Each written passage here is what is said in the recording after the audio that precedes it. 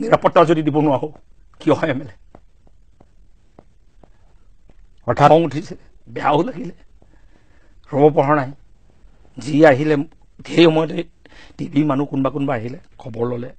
খঙতে সেইবিলাকৰ অঙহী বঙহী বোধহয় ইয়াতো আছে সম্পৰ্কীয় আৰে অঙহী বঙহী দৰকাৰ নাই যোনে চাইছে কোনে হজম কৰিব পাৰিব সেই সন্তানৰ সন্মুখতে বাপেকক যেতিয়া কোবাই মাৰিব সন্তানৰ সন্মুখতে মাকক যেতিয়া কোবাই মাৰিব সেইজন ল'ৰাৰ এই সন্তানৰ কেনেকুৱা ভয়ানক বঙহী বাদ দিয়ক অসমবাসীৰ মানুহৰ ইয়াত লাগিছে বুকুত লাগিছে যে আমাৰ মানুহক এনেকে কোবাইছে ঘৰ ভাঙিছে এনেকুৱা এটা পৰিৱেশৰ মাজত লৈ গৈছে সেইকাৰণে এতিয়াও চৰকাৰক আহ্বান জনাইছো এইটো নকৰিব আৰু তাত 200-300 ঘৰ 400-500 ঘৰ যি আছে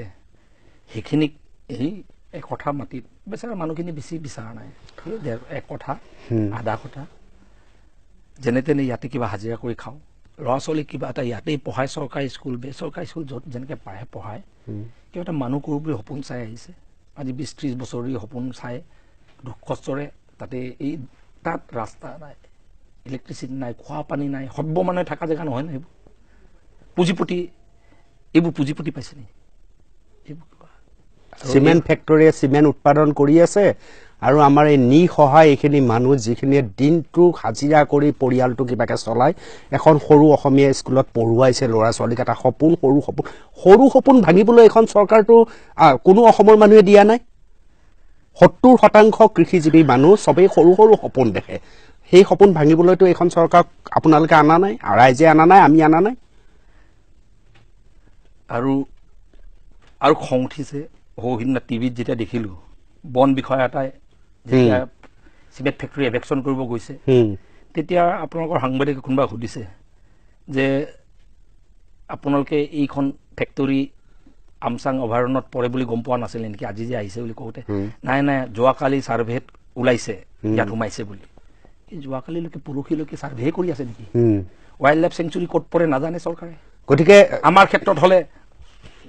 কোনো এইবোৰ ছাৰ্ভে কথা নাই গতিকে আপুনি অভিযোগ কৰাৰ কাৰণে বচাবলৈ এই কামটো কৰিছে আৰে 100% বচাবলৈ সেই কামটো 100% সেইকাৰণে মুখ্যমন্ত্ৰীক কৈছো যে এই যিসকল আমোলাই এই 2 নম্বৰী কৰি এই খতকলক মাটি আবণ্টন দিলে মানুহ ধুনীয়া কিন্তু অয় ছাৰ উদ্ধ ছাৰ ভালকৈ কৈছে বাৰু মিছা নহয় A few moments later, 2,000 years later, one eternity later. মিয়া মুছলমানৰ আগ্ৰাহনৰ নতুন চেহেৰা হল গৌৰৱ গগৈ নতুন চেহেৰা হল অখিল গগৈ নতুন চেহেৰা হল পদ্মুত বৰদলৈ নতুন চেহেৰা হল ভূপেন বৰা এই পদ্মুত বৰদলৈ এই অখিল গগৈ এই ভূপেন বৰা ইহঁতৰ চৰিত্ৰৰ কাৰণে অসম এই আজি এইটো অৱস্থালৈ আহিছে এতিয়া অসম কাশ্মীৰৰ পাছত সেকেন্ড লাৰ্জেষ্ট পপুলেশ্যন হৈ পৰিছে এই মিয়া মুছলমানসকল কাজিৰঙা উচ্ছেদ কৰোঁতে কোনে প্ৰটেকশ্যন দিছে মিয়া মুছলমানসকলক এই অখিল গগৈ আমাৰে খিলঞ্জীয়া এইটোৱে ট্ৰেজেডি বটদ্ৰৱাত যেতিয়া উচ্ছেদ হৈছে আৰু যেতিয়া বৰপেটা সত্ৰ মাটি যেতিয়া উচ্ছেদ কৰি উদ্ধাৰ কৰাৰ কাৰণে প্ৰচেষ্টা চলাইছে আমাৰ চৰ চাপৰি অঞ্চলৰ যিখিনি ফৰেষ্টৰ মাটিবোৰ যেতিয়া উচ্ছেদ কৰি উদ্ধাৰ কৰাৰ কাৰণে এখন চৰকাৰে প্ৰচেষ্টা চলাইছে সদায় সন্মুখত কোনে থিয় দিছে ভূপেন বৰা টাইপ মানুহ এটাই দিছে ইও অসমীয়া খিলঞ্জীয়াই পদ্মুত বৰদলৈ কথাটো অলপ বুজি পোৱা নাই ইয়াতে যিখিনি মুছলমানৰ কথা পদ্মুত বৰদলৈ ডাঙৰীয়াই কৈছে যিটো মুছলমান শংকৰদেৱে জাগ লৈ এই আপোনাৰ লাইখুটা স্থাপন কৰিছিল বুলি কৈছে মই ভাবোঁ যে সেইখিনি মুছলমান এই মিয়া মুছলমানখিনি নহয় বাংলাদেশী মূলৰ যিখিনি মিয়া মুছলমান যিখিনি আগ্ৰাহী ৰূপত অসমৰ মাটি আৰু সম্পদৰ ওপৰত যোনটো আগ্ৰাহন চলাই আছে এইটো আপোনাৰ বিশেষকৈ ব্ৰিটিছৰ 1921 পাছত যিটো হৈছে যিটোৰ কাৰণে লাইন পথা আনিবলগীয়া হৈছিল ব্ৰিটিছৰ দিনতেই লাইন পথা আনি অসমৰ খিলঞ্জীয়া মানুহ অসমীয়া মানুহৰ মাটি আৰু গাঁও আৰু সম্পত্তি ৰক্ষাৰ কাৰণে লাইন পথা আনিছিলে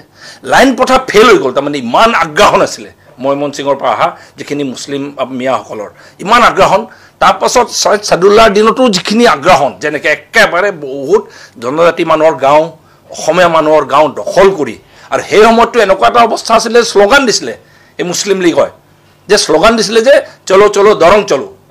তাতে গৈ মাটি দখল কৰিব লাগে তাৰমানে জংগল ভাঙিব লাগে মাটি দখল কৰিব লাগে